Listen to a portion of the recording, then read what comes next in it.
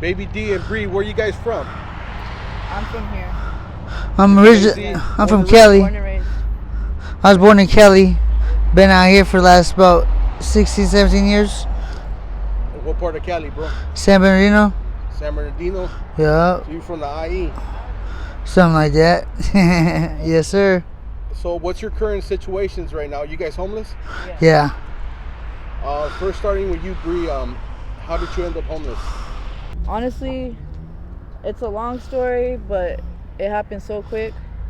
And blues had a lot to do with it.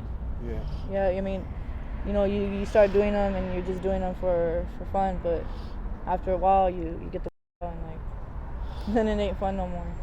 So and at the beginning it was just like with homies and just like like a recreational thing, like just you trying to chill, kick back, have fun, like people do when they weed, Yeah.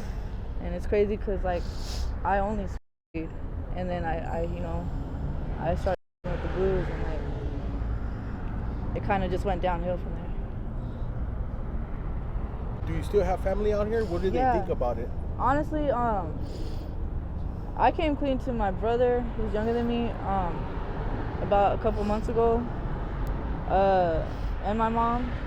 I mean, obviously, it's not something that they're like in approval of, but I mean, what can they can't really, they can only try to help me, or say certain things, but I mean, it's I haven't really seen any effort from their end, but I don't know. It just sucks because as long as I've been out here, they're not too far from me. They're not too far from me. Yeah. So just knowing that they know where I'm at, they can't even like come by, swing by, and like see if I'm okay. Like they rather hear from me on Facebook or when I do get on. And the last time I seen them was probably like 5 months ago when I was gonna attempt to like get clean and all that, but it was too much. It was just all the pressure and everything. It just drove me to like leave and come back out here. So they still check up on you? Here and there. I mean, my sister's more so. I mean, my mom, I don't really like hear from her, but they all live together, so. And like my mom, she was an addict too, but she didn't do anything like that. She was doing G, Yeah. So just that, like she's sober now, but I know she tries to get what's going on, but she only gets it to a certain extent. And like I said, I have 3 sisters, and last year around the time I got on these, my 15-year-old sister, she was running away from home, and she had got on these too. So we were kind of like, doing the same type of thing, just separate places. I mean, she's doing good now too, so I mean, it's kind of like I feel like an outcast, Yeah. Yeah. And I mean, I never, messed with any type of drugs, like even in high school like that. I never like did any of that. Like I didn't. But how old are you right now? 23. 23. How long have you been homeless? Probably like a year and a half now. A year and a half? Have you ever tried going to treatment? Not professionally, no. No? I mean, I've been thinking about it like lately, like a lot. Just hearing like everybody's, different options and shit. Yeah. But I want to be like to where I'm ready, because I know like people, they do methadone, and it's like they do methadone and they come back out here and they're getting anyways. So it's like that's like just that's a second addiction, It is. And I'm not trying to like do that. I mean, I don't know. I'm kind of like real close to just, kind of just going MIA on everybody out here. Yeah. And just doing what I gotta do. But it's hard. Like, it's hard, like, especially when like your family's kind of like you know, when they're not being as supportive as I need them to be. You know, my brother is like when I went, you know, I went for 3 days, and he was kind of just, you know, talking down on everything. Like I was going through the withdrawals, and he's getting mad at me because, you know, I'm throwing up, and, you know, I'm telling him like I'm uncomfortable, I can't sleep, and it's like, and he don't know nothing about that. Like you never will until you know, you go through it. Your brother's never tried them? Nah. That's good, man. He doesn't do anything like that. Like he's taking care of my mom and my sisters right now. And he just turned 20 in September, I think. 20. And I mean, like, me and him used to be close growing up, so just the relationship when I went over there, like it's non-existent, you know? And it's like I came clean to him, like, and I didn't have to, you know, like I didn't have to tell him what was going on. But, you know, and I thought, like, you know, he would look at that like with a little bit more respect, you know? Yeah. Instead of me just going over there and acting like nothing's going on. But I don't know, he just has a certain way he does things, I guess, or a certain way he sees things and reacts. But I mean, I can't be mad at him, you know? But other than that, it's just, that's pretty much that. Baby D, how did you become homeless? Well, I grew up in the group homes and foster care and stuff like that. I've been homeless pretty much my whole life, you know, in a way or another. You know, stay raised. And a lot of juvenile facilities, Dobie Mayan, Kansas City Academy. And it wasn't until I turned 18, you know, when reality struck what it was and stuff. But I almost didn't have to deal with any type of real adult time living problems because I went to prison almost right away after I turned 18. And spent the last about 6 years there and really, you know, became an adult that way.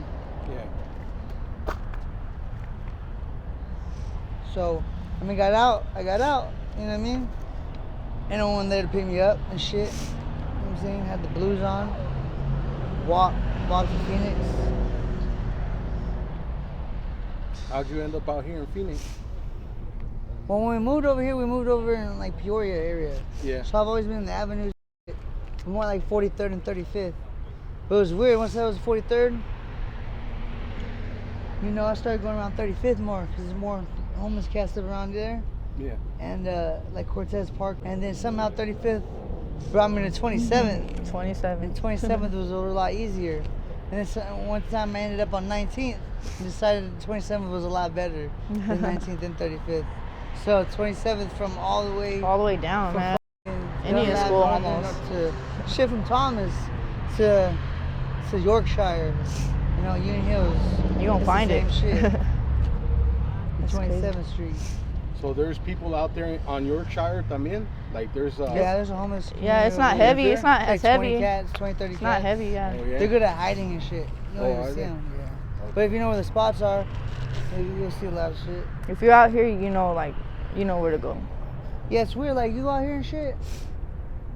You know what I mean? You don't see much, but It was everywhere. There'd be 100. There's 100 homeless cats out here right now in Peoria. Mhm. Somewhere between 50 and 100. You just don't see them.